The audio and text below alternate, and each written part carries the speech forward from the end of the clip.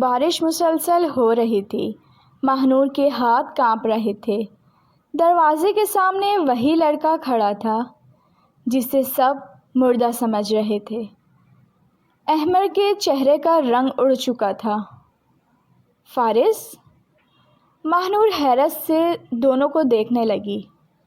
یہ زندہ کیسے ہو سکتے ہیں؟ قبر میں کون تھا؟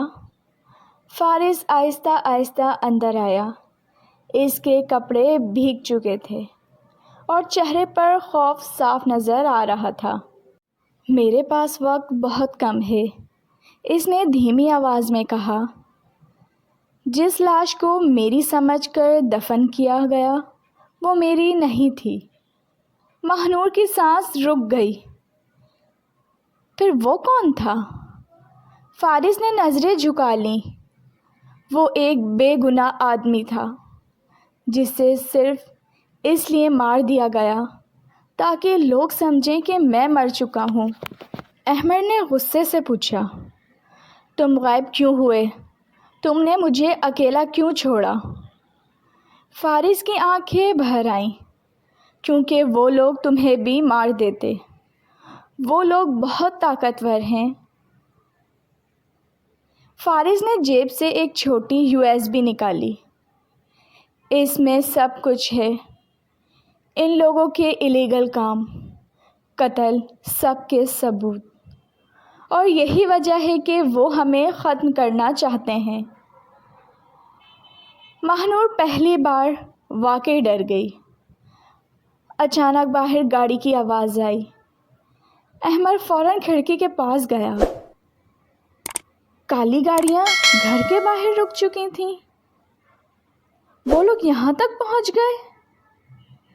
احمر نے فوراً ماہنور کا ہاتھ پکڑا۔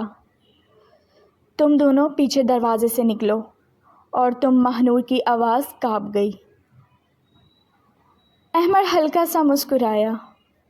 اگر آج بھاگ گیا تو یہ سب کبھی ختم نہیں ہوگا۔ ماہنور کی آنکھوں میں آنسو آ گئے۔ میں تمہیں کچھ نہیں ہونے دوں گی۔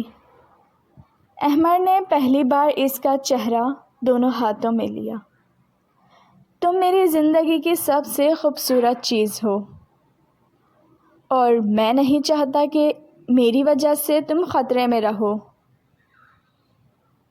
چند لمحوں بعد گھر کے باہر شور، چیخیں اور پولیس کی آوازیں گونجنے لگیں۔ فارس نے تمام ثبوت پولیس کے حوالے کر دیے تھے۔ اصل مجرم پکڑے جا چکے تھے، اور برسوں سے چھپا ہوا سچ آخر کار سامنے آ گیا۔ کچھ مہینوں بعد بارش کی ایک خوبصورت شام، ماہنور حسب عادت کھڑکی کے پاس کھڑی تھی، مگر اس بار سامنے والی کھڑکی خالی نہیں تھی۔ احمر وہاں موجود تھا، پرسکون، محفوظ اور مسکراتا ہوا۔ اس نے ہاتھ میں ایک کاغذ اٹھایا۔